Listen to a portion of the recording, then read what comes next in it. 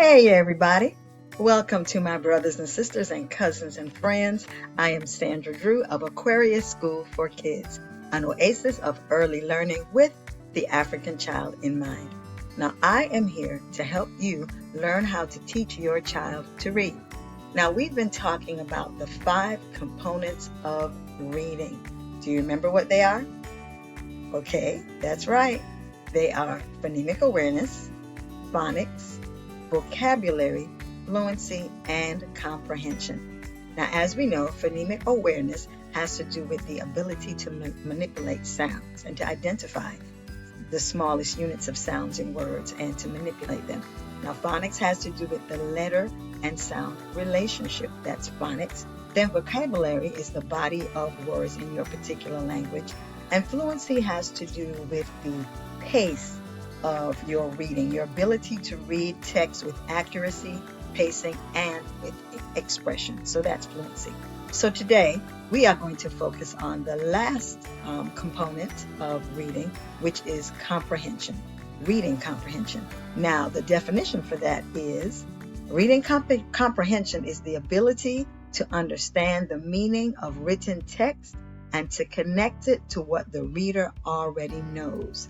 It's the ultimate goal of reading and requires a combination of skills.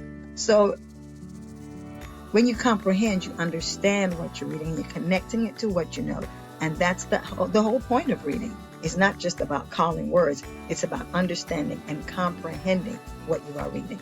Now, there are certain things that you need for comprehension, which is vocabulary.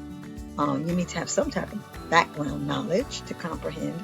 Your verbal reasoning as well as your metacognitive skills. That's a higher level thinking skills. Now, there are ways to enhance someone's comprehension, some strategies that you can use. And so I'm going to tell you a few.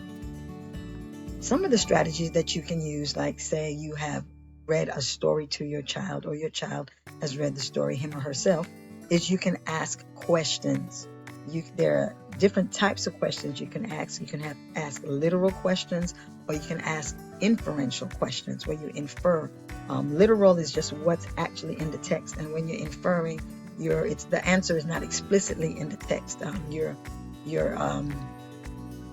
able to pull out deeper meaning from the reading, so that would be inferential. Another thing that you can do to promote comprehension, or strategy that you can use to see that your child comprehends the reading, is have them to summarize the points of the story.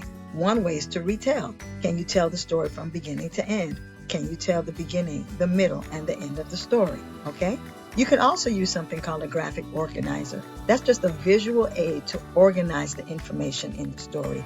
And your graphic organizer could just be, maybe you might draw 3 squares, and in the first square you might write some information that happened first in the story. In the second square, what happened in the middle. The last square, what happened in the end. Is however you want to put your description of what occurred in the story together. That can be your graphic organizer. And I will get into detail about a graphic organizer now, just in the future, okay? Then you can also do a strategy called Think, Pair, Share. You may have more than one child at home, more than one student, of course, in your class, and they can think about a question you may ask, and then they can pair together and they can share and speak to each other and respond to the question. And you can listen to what they're saying, so you can see whether or not they understood the story. And another thing that you can do for comprehension is prediction. Like while you're reading the story, what do you think is going to happen next? Why do you think such and such did that? Ooh, I wonder what's going to happen at the end of the story. That's a way of seeing if the child is following along with the story and can comprehend. So these are just some of the strategies that you can use for comprehension. And I'm just defining comprehension for you right now. Later on in other videos, I'm going to get more into detail. I just want to give you a little taste of this particular component of reading, of component of literacy. I'm just tying up my words today. Anywho, I don't want to keep you long. I thank you so much for joining me today. And next time we come together, we're going to delve more into the components of reading, and we can do some specific steps and specific things we can do as we teach our children how to read.